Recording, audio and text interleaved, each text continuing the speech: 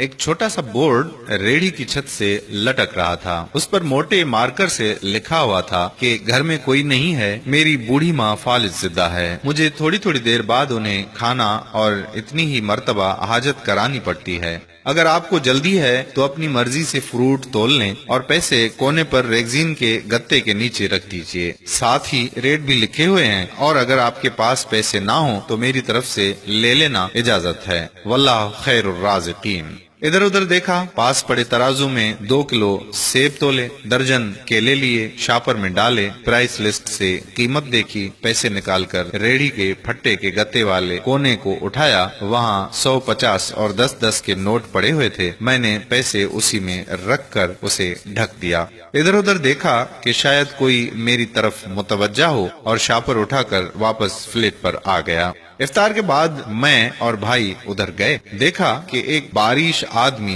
दाढ़ी आधी काली आधी सफेद, रेहड़ी को धक्का लगाकर बस जाने ही वाला था। वो हमें देखकर मुस्कुराया और बोला, साहिब फल तो खत्म हो गया। नाम पूछा तो बोला खादिम हुसैन। फिर हम सामने ढाबे पे बैठे थे, चाय आई। कहने लगा कि पिछले 3 साल से अम्मा बिस्तर पर है, कुछ नफसियाती सी भी हो गई है, और अब तो फालिज भी हो गया है। मेरा कोई बाल बच्चा नहीं है, बीवी मर गई है, सिर्फ मैं हूँ और मेरी अम्मा।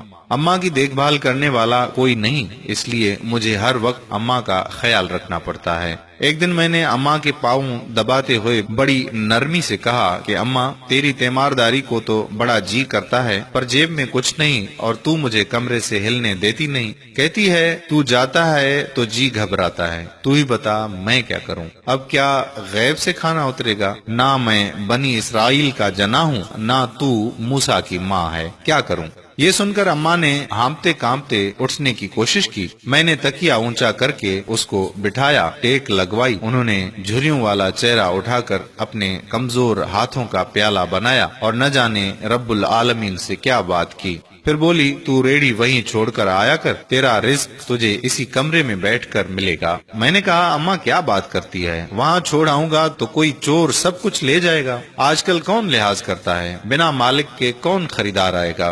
कहने लगी, तू फजर को रेहड़ी फलों से भरकर छोड़कर आ जा, बस ज्यादा बक बक नहीं कर। शाम को खाली ले आया कर। अगर तेरा रुपया गया तो ये खालदा सुरैया अल्लाह से पाई पाई वसूल देगी। 2.5 साल हो गए हैं भाई साहब, सुबह रेहड़ी लगा जाता हूँ, शाम को लेके जाता हूँ। लोग पैसे रख जाते हैं, फल ले जाते हैं। ठेला थोड़ा ऊपर नीचे होता है, बल्कि कुछ तो ज्यादा रख जाते हैं। अक्सर तखमीना नफा लागत से 300-400 ऊपर ही जा निकलता है। कभी कोई अम्मा के लिए फूल रख जाता है, कभी कोई और चीज। परसों एक पढ़ी लिखी बच्ची पुलाव बनाकर रख गई, नोट लिखकर रख गई कि अम्मा के लिए।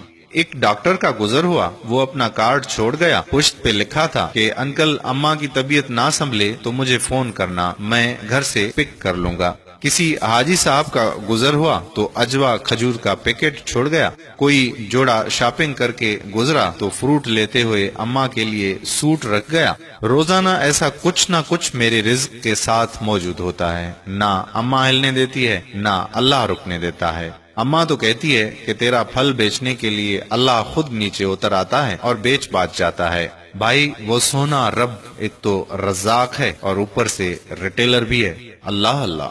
आखिर में मुझे अपने बच्चों से कहना है कि अगर आप फारिग हों और अपने वालिदैन को काम करते देखें तो फौरन उठकर उनकी मदद करें और उन्हें कहें कि अम्मी जान, अब्बा जान, लाइए मैं आपकी मदद करता हूँ। फिर देखें दुनिया और आखिरत की कामयाबियां कैसे तुम्हारे कदम चूमती हैं, इंशाअल्लाह।